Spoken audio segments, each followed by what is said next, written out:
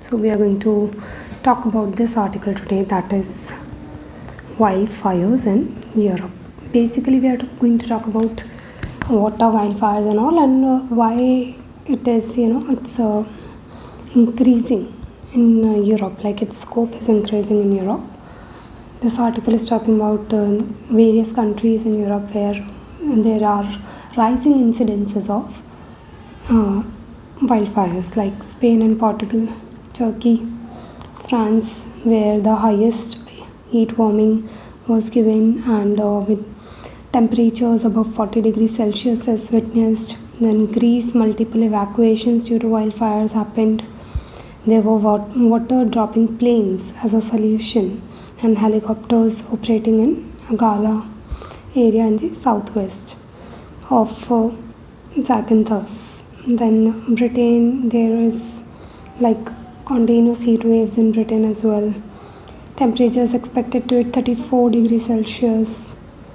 So it is showing that how the whole Europe is burning, how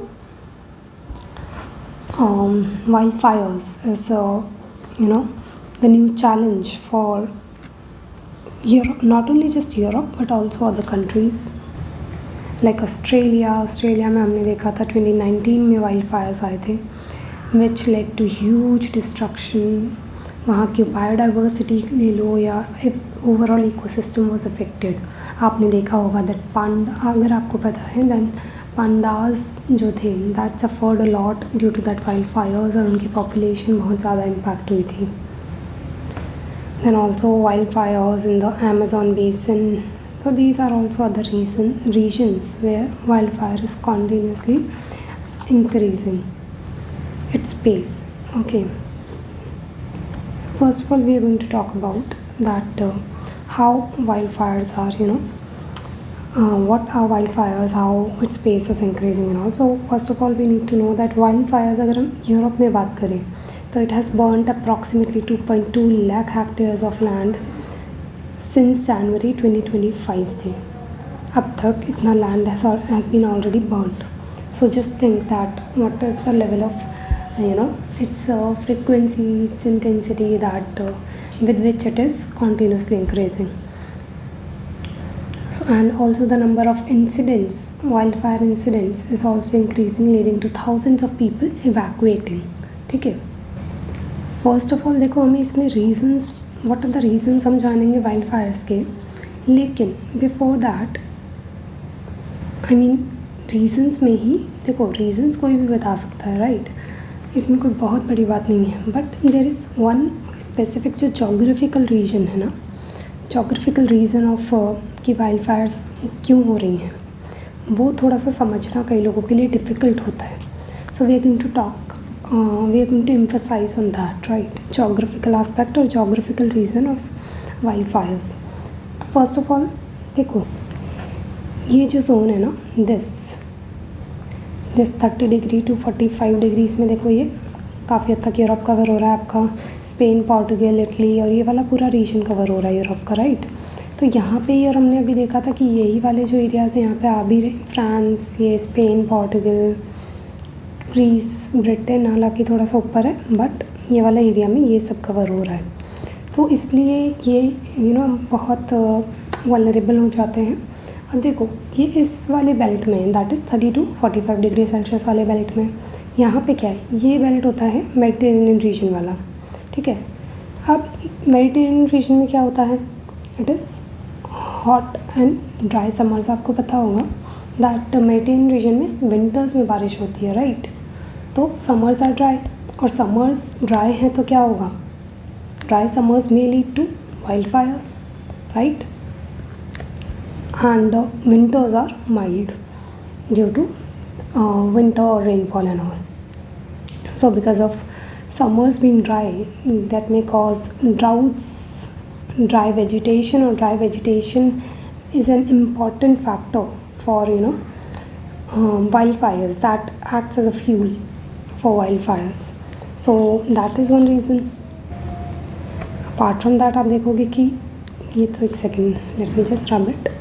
देखो ये वाला जो आर्कटिक वाला रीजन है ना, दिस होल आर्कटिक वाला region, this is actually warming with very fast pace. ये आईपीसीसी की कई रिपोर्ट्स में भी बताया गया है।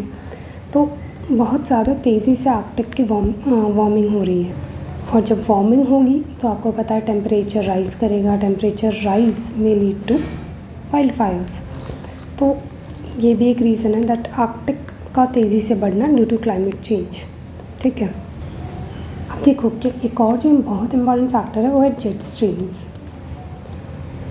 अब जेट स्ट्रीम्स का क्या बात है, मतलब क्या फैक्टर है दिस इज़ कि अब इस रीजन में आपकी जेट स्ट्रीम्स फ्लो करती हैं। ठीक है, दीज आर मियांडरिंग वेव्स। अब ये जब फ्लो कर रही हैं, कई बार क्या होता है ये वीकन हो जाती हैं, either they weaken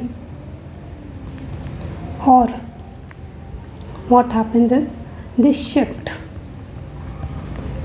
to north में शिफ्ट हो जाती हैं। अब these jet streams are responsible for storms and rainfall right in Europe। But जब ये वीकन हो जाएंगी या फिर नॉर्थवर्ड शिफ्ट कर जाएंगी तो क्या होगा, जो सदर्न वाला रीजन है, सदर्न यूरोप, जो हमने अभी बात की ये वाला ही, this southern Europe, I mean this southern Europe, ये वाले रीजन में क्या होगा, ओके जस्ट 1 सेकेंड।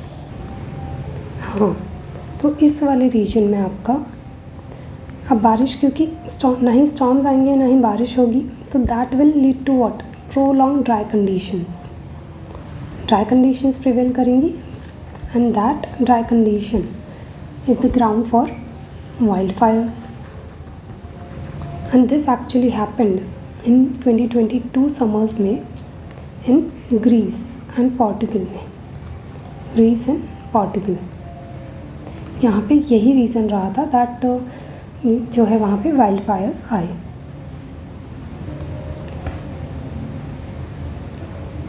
क्योंकि वो आपका वही शिफ्टिंग वगैरह हो गया था, and the high pressure was created in this Mediterranean region, and high pressure which leads to rising temperatures and all. ठीक है, अब इसमें एक और फिनोमेना होता है omega blocking, I mean jet stream blocking वाला।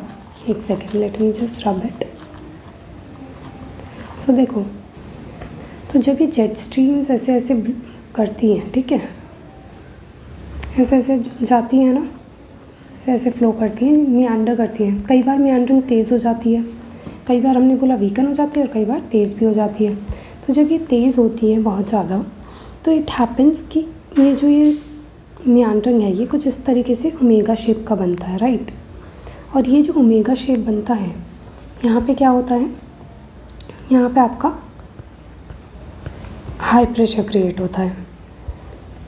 मतलब ये हाई प्रेशर को ट्रैप कर लेता है। मान लो इस रीजन पे अब अगर डेवलप हो गया तो it will develop high pressure into this region. ठीक है, तो यहाँ पे हाई प्रेशर डेवलप होगा that may lead to prolong droughts and all, and that is condition for wild fire. तो इसे हम कहते हैं कंसेप्ट ऑफ ओमेगा ब्लॉकिंग और जेट स्ट्रीम ब्लॉकिंग। ठीक है, अब इसका भी एक एग्जाम्पल है। ये कब हुआ था, मतलब कोई भी रीज़न अगर है, मतलब उस वजह से कुछ ना कुछ डेफिनेटली हुआ होगा। तो इट मीन्स 2019 में ये हुआ था, यूरोपियन हीट वेव्स क्रिएट हुई थी इस वजह से, and that led to also wild fire, like it wasn't the wild fire risk in Europe, so it was in 2019। ठीक है, अब ये तो हमने देख लिए जोग्राफिकल रीजंस। उसके अलावा भी वेरियस अदर फैक्टर्स होते हैं जो वाइल्ड फायर्स को वाइल्ड फायर्स को इंस्टिगेट करते हैं। अब इसके अलावा जो लोकल विंड्स होती हैं, वो लोकल विंड्स भी आपकी क्या करती है, एक्सेलरेट करती है फायर की स्प्रेड को। जैसे कि मिस्ट्राल आपकी कोल्ड ड्राई विंड है, वो करती है। देन आपका sirocco which is hot dry wind from Sahara, तो वो जब यूरोप साइड पे आती है that also leads to dry and prolong dry conditions, and then further it may convert into fire. Then there can be other natural factors related to it. Natural factors जैसे कि lightning, तो अगर lightning strike करती है तो also obviously मतलब lightning हुई, मान लो, अब वो क्या करेगा, वो एक spark प्रोवाइड करेगा तो पूरे के पूरे फॉरेस्ट में आग लग सकती है, राइट, तो वही चीज़ है। देन वोल्केनिक एक्टिविटी की वजह से भी, ये तो आपको पता ही होगा, it can definitely happen. It is तो रेयर है यूरोप में, बट पॉसिबल है, जैसे कि आइसलैंड वाले एरिया में, देन इटली में, यहाँ पे तो आपको पता ही है कि वोल्केनिक इरप्शंस होते हैं, तो यहाँ पे ये होगा, ठीक है। अब जैसे मैंने यहाँ पे विंड का फैक्टर बताया था, वो यूरोप के लिए स्पेसिफिकली बताया, लेकिन आप देखोगे कि यूएस में भी रिसेंटली जो है सैंटा एना विंड्स इन 2023 में ही, नॉट इवन 23 एक्चुअली 2024 में सैंटा एना विंड्स की वजह से वाइल्ड फायर्स आए थे। Santa Ana winds led to wild fires in California, ठीक है। तो ये भी आप एग्जांपल डाल सकते हो, दिस वाज इन 2024। फिर यहाँ पे कुछ ह्यूमन स्पेसिफिक फैक्टर्स हो सकते हैं, ह्यूमन रिलेटेड कॉजेज़ जो होते हैं, जैसे कि एग्रीकल्चरल बर्निंग की वजह से वाइल्ड फायर्स आ सकते हैं, ठीक है। Then there can be due to negligence, ठीक है, नेग्लिजेंस जैसे कि unattended camp fires, discarded cigarettes, fireworks etcetera, ठीक है। Then there can be other reasons like tourism वगैरह है कर रहे हैं, तो वो वैसे उसी में आ गया नेग्लिजेंस वाले पार्ट में, जैसे कि जो हम कैंप फायर वगैरह एंड ऑल, तो that may also lead to wild fires.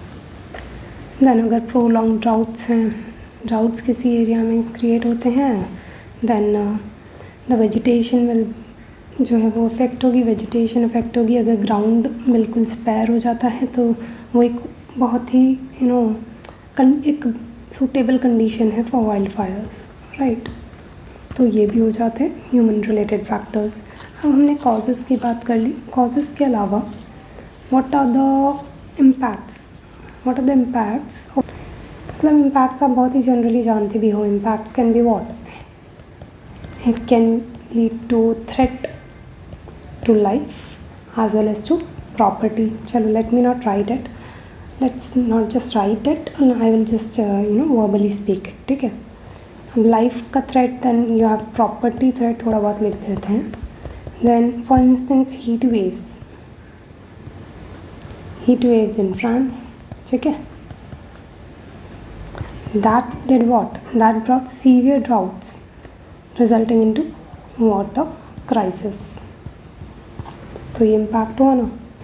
Then it also results into polluting gases. जब भी वाइल्ड फायर्स आते हैं तो पल्यूटिंग गैसेस रिलीज होते हैं, जैसे कि नाइट्रस ऑक्साइड, CO2, PM2.5, है ना, and other particulate matters which are even lesser than 2.5 micron. और उसकी वजह से क्या हो सकता है, इस टाइप की वजह से that may lead to cardiovascular diseases and respiratory diseases for human health. So this is impact on human health के कंटेक्स्ट में आप इस पॉइंट को याद रख सकते हो, ठीक है। देन आपको पता है, आपने अगर पढ़ा होगा, इन्वायरमेंट पढ़ा होगा, बेसिक इन्वायरमेंट, तो उसमें आपको पता है कि जो फॉरेस्ट होते हैं they are carbon sink, right, they absorb carbon. तो अगर जैसे ही वाइल्ड फायर्स होंगे, मतलब द ट्रीज़ आप उनको बर्न कर रहे हो, तो ट्रीज़ बर्न करोगे तो क्या होगा, वो कार्बन रिलीज़ होगा, और कार्बन रिलीज़ होगा तो कार्बन एमिशंस होंगे, right, that is CO2 emissions होंगे। उसके अलावा भी मीथेन एमिशंस भी होंगे। तो these may also lead to temperature increase, और this will lead to temperature increase, right. इसके अलावा there is threat to biodiversity, जैसा कि हमने इनिशियली बताया था कि 2019 में जो ऑस्ट्रेलिया में वाइल्ड फायर्स आए थे, वहाँ पे specifically pandas and many other जो वहाँ की बायोडाइवर्सिटी थी दैट वाज अफेक्टेड। तो ये थोड़ा सा आप डेटा सर्च कर अगर हो आपके पास तो अच्छा, otherwise just example is enough. Then there is also one case that okay let's not take this here. So अब अगर प्रॉब्लम है तो उसका कुछ सोल्यूशन होगा, कुछ तो करना पड़ेगा। So what can be the mitigation measures in this direction. So इस डायरेक्शन में आप क्या कर सकते हो, you can do forecasting fire prone days using meteorological data. So forecasting can be done, right. उसके अलावा clearing camping sites of dried biomass, then जो ड्राई लिटर वगैरह है उसको भी पहले ही बंद कर देना। अगर ड्राई लिटर रहेगा तो वो एक बहुत ही वो एक फ्यूल प्रोवाइड करता है for wild fires. Then there is also then early detection होना चाहिए, अर्ली डिटेक्शन, ठीक है। उसके अलावा what you can do is fire protection units वगैरह, fire control units, fire control और फायर प्रोटेक्शन यूनिट। अब अगर हम इंटरनेशनल एफर्ट्स देखें तो इस डायरेक्शन में एक रिपोर्ट है, spreading like wild fires the rising threat to extra ordinary landscape fires, which is prepared by UNEP. It has sounded the alarm on wildfires. So it has sounded alarm on wildfires. और उसके अलावा there is also UNEP का fire ready formula, fire ready formula, बस इतना ही लिखना काफ़ी होगा कि UNEP का fire ready formula है। And UNEP has also called for international and regional cooperation on wildfires. So this much is I think enough. Apart from that, आप जब मैगज़ीन पढ़ते हो तो उसमें भी आपको ये चीज़ें देखने मिल जाती हैं। This is not something new, but this is just to इसलिए मैं ये मिटिगेशन वाला पार्ट और ये सब इस पर ज़्यादा फोकस नहीं करती हूँ, because understanding the things is important than anything else. तो ये सब मिटिगेशन मेजर्स एंड एवरीथिंग तो आपको कहीं भी मिल जाएंगे, but that understanding is important. So this is it for this article. I think we have dealt with it holistically. So thank you so much, and if you want more such videos like this, then you can like and subscribe. Thank you so much.